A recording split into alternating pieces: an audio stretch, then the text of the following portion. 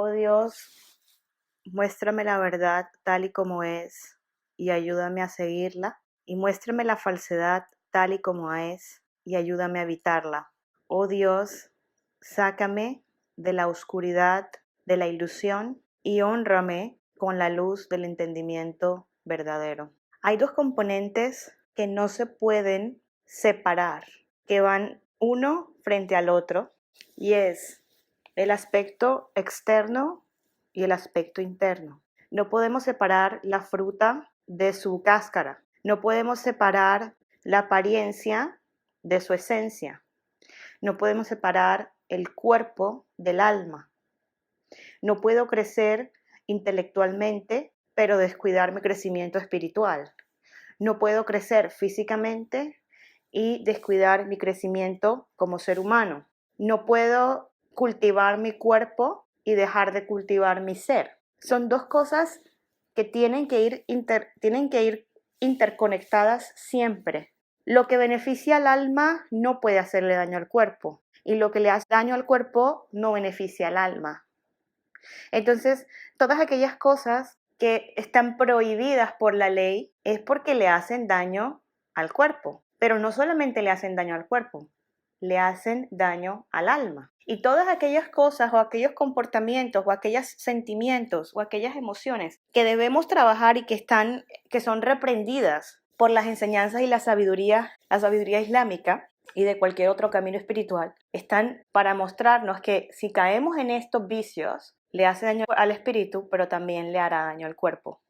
Entonces, encontramos una interrelación entre las emociones y los síntomas físicos. Hoy en día la medicina está avanzando hacia la reconexión de ambas partes. Ya encontramos médicos que nos hablan de las emociones, cosa que de pronto en los 90, en los 80, en los 70, en los 60 no encontrábamos. Ya encontramos especialistas que están relacionando las emociones con las dolencias físicas, cosa que ha hecho la medicina antigua, la medicina alternativa, la medicina tradicional desde tiempos remotos, pero cuando crecimos intelectualmente y avanzamos en tecnología, llegamos a un punto en donde el alma era un mito y perdió relevancia en ese momento en el estudio de la ciencia, pero se está volviendo a recuperar eso. Y cuando lo traemos a la parte espiritual o a la religión pasa exactamente lo mismo. Hubo un momento histórico en que de repente nos separamos de la parte interna, del trabajo interno. Sí, hablamos del taqwa, sí, hablamos de la purificación del corazón, pero muy por encima, porque realmente en lo que le ponemos énfasis es en parecer, no en ser. Cuando escuchamos el dawa tradicional, las clases tradicionales de nuestra época moderna, nos damos cuenta que el llamado es a parecer, el enfoque es en parecer. Entonces, cargamos esta imagen, ¿no?, de religiosos, de practicantes, y en el final lo que estamos es haciendo, en la mayoría de los casos, nuestro ego está jugando el papel de espiritual, de religioso, le gusta aparecer ante los demás como una persona buena, una persona espiritual, una persona correcta, pero ¿qué hay dentro? ¿Hay un autoconocimiento? ¿Soy capaz de mirar hacia adentro y contar mis debilidades, enumerar mis falencias, enumerar mis defectos, mirar aquello que es aib en mí, aquello que es vergonzoso en mí? ¿Soy capaz de hacer eso? ¿Soy capaz de reconocerme como una persona que siente envidia? ¿Soy capaz de reconocerme como una persona que siente odio? ¿Soy capaz de reconocerme como una persona que siente celos? ¿Soy capaz de reconocerme como una persona que es débil y habla mal de los demás, que critica y juzga a los demás?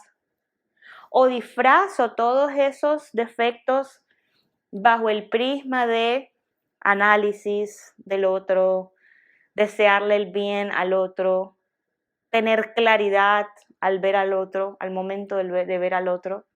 No podemos descuidar un aspecto y trabajar solo en el otro. Y no podemos enseñar un aspecto desprendiéndolo del otro. Yo no puedo hablar de enseñar a la gente cómo hacer el salah cuando me estoy desconectando de lo que realmente significa el salah. No puedo hablar de los rituales, no puedo hablar del fiqh, no puedo hablar de lo que hay que hacer Cuando desconecto el significado y la esencia detrás de todo eso, porque al final todo lo aparente, todo lo físico es tan solo un medio de manifestación y de expresión de aquello que está internamente dentro de nosotros. Mis palabras son un medio de expresar mis sentimientos. Por eso, una persona que critica al otro está expresando realmente su dolencia interna, que muchas veces es su propia autocrítica o su incapacidad de mirarse a sí mismo, de sentirse completamente indefenso, dependiente, inferior. Entonces necesita criticar al otro para de cierta manera sentirse mejor. Muchas personas con conceptos errados de la religión rechazan la educación, no solamente en el Islam, se ve en todas las religiones. Rechazan la ayuda de profesionales como los psicólogos, cuando en el Islam tenemos tradiciones de que habían sabios en la época de Andalucía donde hablaban de una ciencia llamada Ilmun Nafs, el conocimiento del nafs, y hoy en día el mismo término se utiliza en el idioma árabe para hablar de psicología, y lo desarrollaron sabios en el Islam y investigadores simultáneamente investigadores en esa área. Porque en la época de antes, a diferencia de hoy en día, las personas no se especializaban solo en religión o solo en ley, o no, las personas se especializaban tanto en la espiritualidad como en un campo de desarrollo, de investigación, de profesión para el servicio de la humanidad, para el hidma, el servicio de la humanidad. Entonces, cuando un sabio hablaba del conocimiento del ser, tenía ambos conocimientos. ¿Qué decía Dios? ¿Qué nos enseñó el profeta? Y qué dicen las investigaciones o el desarrollo de dicha ciencia. Y no son cosas separadas. El conocimiento del ser no está separado del conocimiento de la parte exotérica de la religión. La religión no está separada de la espiritualidad. Son dos cosas que van de la mano. Entonces, para que ese salah, para que ese ayuno tenga sentido, para que esa oración aporte algo en mí internamente, tenga un beneficio, para que ese ayuno deje algo en mí, debe ir de la mano primero con un autoconocimiento. Quien se conoce a sí mismo, conocerá a su Señor. Y la primera vista hacia mí mismo, la segunda, la tercera, la quinta, la décima y las que siguen por delante, todas me van a mostrar quién soy yo realmente detrás de la máscara de bondad, de espiritualidad, de religiosidad.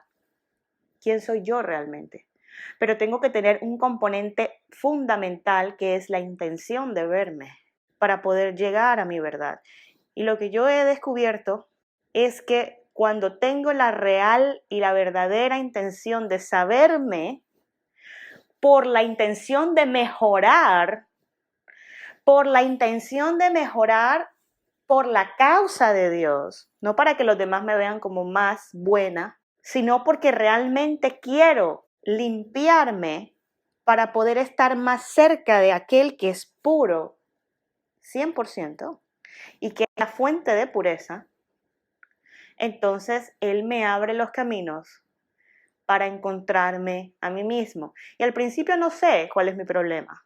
Veo un defecto, miro hacia adentro y no sé cuál es el origen. Pero poco a poco esa intención me lleva y me conduce a un camino que casi inmediatamente en el mismo día o dentro de los mismos días, casualmente leo algo, hablo con alguien que me lleva a conectar eso que estoy sintiendo con aquello que estoy escuchando, con aquello que estoy leyendo, y encuentro la relación y entiendo de dónde viene mi conflicto, mi problema, mi defecto.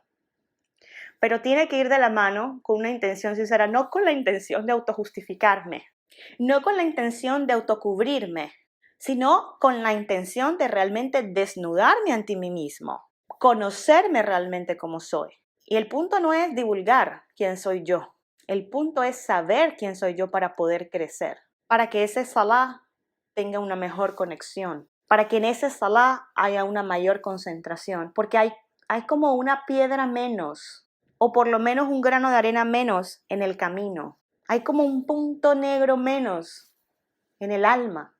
Y a medida que yo limpio mi alma, me conecto más. Porque lo que me impide la conexión con la fuente de pureza es mi propia impureza. Entonces, a medida que hay 1 milímetro de limpieza en mí, me permite que esa conexión mejore. Escucho personas todo el tiempo que tienen problemas, porque todos tenemos problemas. Pero el mayor problema que yo encuentro en todas las personas que me cuentan sus asuntos es la incapacidad de verse a sí mismas. Las personas no nos vemos a nosotras mismas. Las personas solo juzgamos al otro.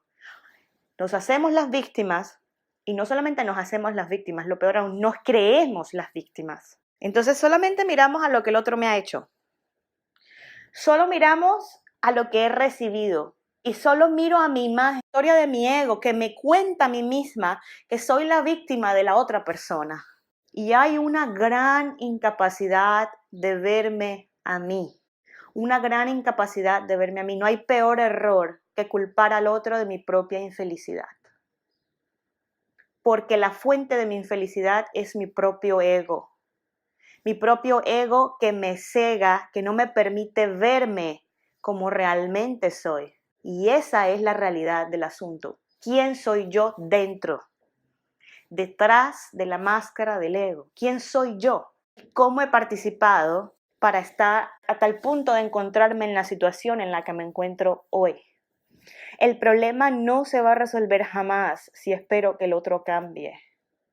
El problema solo se va a resolver en el momento en que tomo la decisión de mirarme a mí y de desarmarme y de pronto de caerme de mi imagen, de pronto de encontrar mis heridas más profundas e inclusive lo que muchas veces sucede, el 99% de las veces sucede, el 100% de las veces sucede, es que si sigo profundizando dentro de mí, voy a llegar a mis heridas de infancia.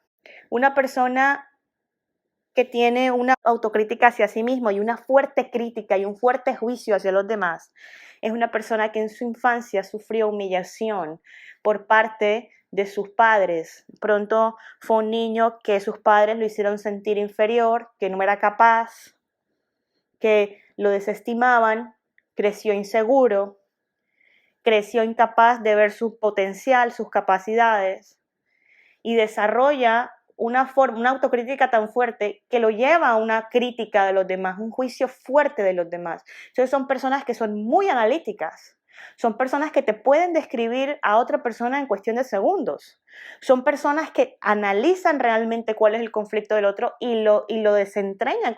Son personas que muchas veces se interesan por carreras como la psicología, por ejemplo.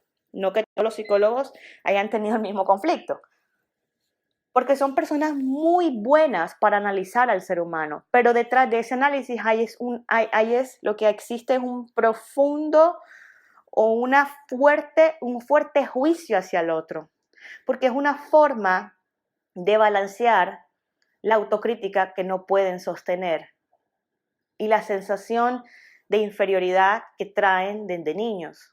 Cuando uno entiende esas cosas, cuando una persona que tiene ese defecto entiende que su juicio hacia los demás no es un don de Dios que le ha dado, que ha recibido con la capacidad de analizar al otro, porque una cosa es analizar al otro y otra es juzgarlo, sino que va más allá, que viene desde una herida. Se puede sanar. Toda sanación empieza cuando encontramos el origen y sentimos ese dolor.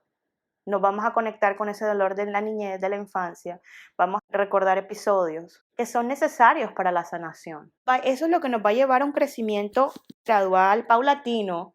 Es un camino de vida, no es algo que logramos en 6 meses, 7 meses, 10 meses. Hay personas que están pasando por un proceso supremamente difícil de reconsiderar inclusive su fe y preguntan, ¿cuánto dura este proceso? ¿Cuántos meses? No es cuestión de meses, es una vida. Es una vida de autoanálisis y es un camino doloroso, pero que al final trae un alivio consigo, porque es ahí cuando realmente logramos el objetivo de lo que nos enseña el Islam o camino que nos enseña cualquier camino espiritual, y es el crecimiento como seres humanos, la purificación del ser. ¿Acaso ese no es el objetivo? El objetivo es contar cuántas veces dije esto, cuál es realmente el propósito. Construir mis pilares. Hablando en el caso del Islam, construir los pilares de mi Islam, No puedo separarme y no puedo separar esa construcción de los pilares externos con la construcción de los pilares internos. No puedo separar mi alma de todo este proceso porque voy a encontrarme con el mismo ser humano, con el mismo ego que ahora se disfraza de aparente y supuesta piedad. Un entendimiento de la piedad completamente falso. El piadoso no es el que lo habla, se muestra a sí mismo lleno de conocimiento religioso. El realmente piadoso es el que tiene una conciencia mayor de Dios. De hecho, hoy en día ya cambiamos esa palabra piadoso y temor de Dios por conciencia de Dios. Tiene más sentido, porque la palabra piedad está mal utilizada, así como la palabra Dios está mal utilizada, así como la palabra religión está mal utilizada. Tenemos que reevaluar nuestros propios conceptos, porque el propósito es crecer, pero es crecer en todos los aspectos, pero el crecimiento interno es el que va a proyectar ese crecimiento externo, no al revés. La esencia es la base de todo. En la esencia está el secreto, en que yo aplico esto externamente, tengo una dieta, tengo un estilo de vida, tengo unas prácticas y unos rituales, estoy dedicada a adquirir cierto conocimiento para crecer intelectualmente, pero no puedo nunca descuidar mi autoanálisis interno, mi purificación interna. Eso es lo que Dios llama en el Corán, en el Islam se conoce como tazkiya, purificación. No hay un solo método. Para el autoanálisis, la intención pura y verdadera de crecer. Y la segunda es el arrepentimiento, pero no el arrepentimiento de astaghfirullah wa atubu ilayh, a'udhu billahi minash shaitanir rajim. No es ese escándalo que nos produce mirar un ego herido. Es realmente el arrepentimiento